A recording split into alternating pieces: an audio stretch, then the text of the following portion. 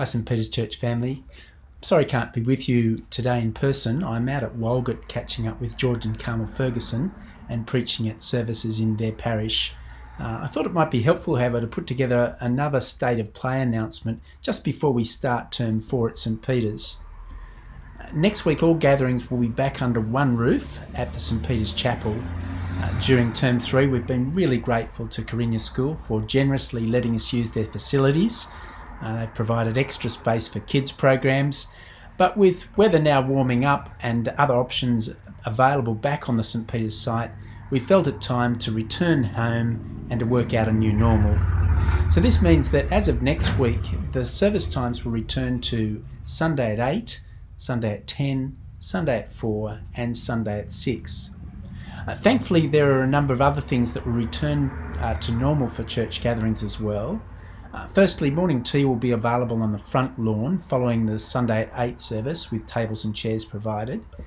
Secondly, children will be able to come down the front for kids talks during Sunday at 10 and Sunday at 4, and the kids song with actions will be reintroduced. Thirdly, while the wearing of masks will still be encouraged while inside the building, at the conclusion of gatherings outside they will not be required. With the understanding, of course, that people will observe the 1.5 metre social distancing requirement.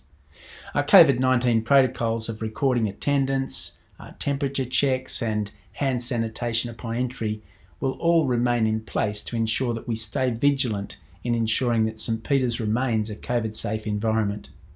As usual, if you're unwell with a sore throat or cough or flu-like symptoms, please show Christ-like love and stay home. But look, I'm really looking forward to us all being back together next weekend at St Peter's. I'm hoping that those who've not yet returned to church gatherings will do so in view of the minimal risk due to there currently being hardly any community transfer in New South Wales. Can I encourage you to arrive early if you want to get a seat, as the 100-person maximum still applies to church gatherings across New South Wales according to government regulations.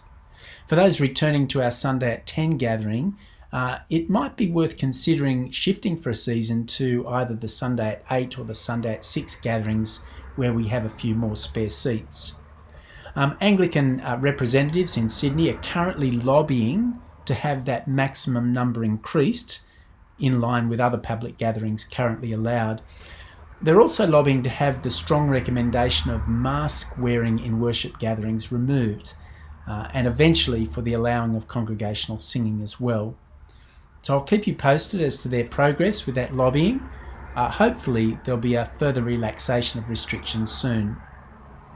In other good news, we ran the Belong series last term, and I'm really excited to say that out of that series we had 8 new people join our St Peter's Church family. Belong is starting up again in a few weeks. There it is on Wednesday the 21st of October.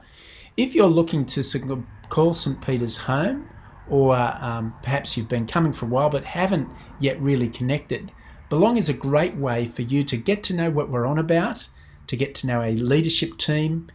It's also a great springboard to help you get involved in church life. Over 3 weeks, we'll unpack 5 aspects of God's plan for his people at St Peter's and what that means for life with us. If you are interested, please let us know via the Connect card or the feedback number, and someone will be in touch with more details this week. Growth groups will also be kicking off again in the next week or so. Contact your growth group leader for details regarding Restart. The new Bible study booklet for St Peter's is available for collection today. Here it is. It's called Identity Series 2020, Who Do You Think We Are? Also, you should have received by email this week a copy of some daily devotions to go with the Bible teaching over the next few weeks. I'm looking forward to using these in my quiet times to prepare each week by looking at the passages that will be preached on ahead of time. If you'd like a hard copy, you can also pick these up today from the foyer on your way out. So that's the state of play at St Peter's as we head into 4th term. If you want to hear these announcements again, they'll be posted on the St Peter's YouTube channel as well as our Facebook page, and they'll be on our website too. Also on our YouTube channel each week is St. Peter's Online. While it's not the same as church where we gather physically to spur one another on to love and good deeds, it has been a great source of spiritual food for many.